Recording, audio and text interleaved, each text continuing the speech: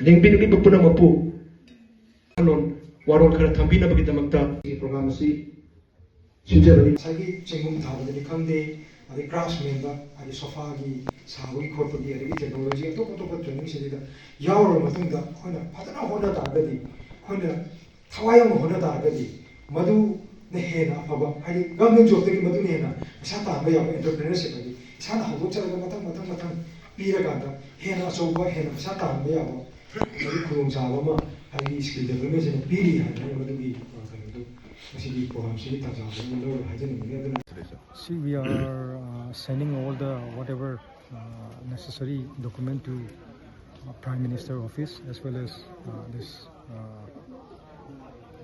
Defense Minister and Home Minister also. So we are just waiting for their answer. It's very upset about the incidents. From my side, I think this whole sole responsibility should take by the army because it is inside the army.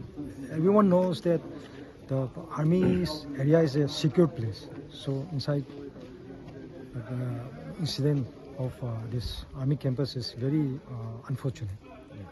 Thank you, sir. All right.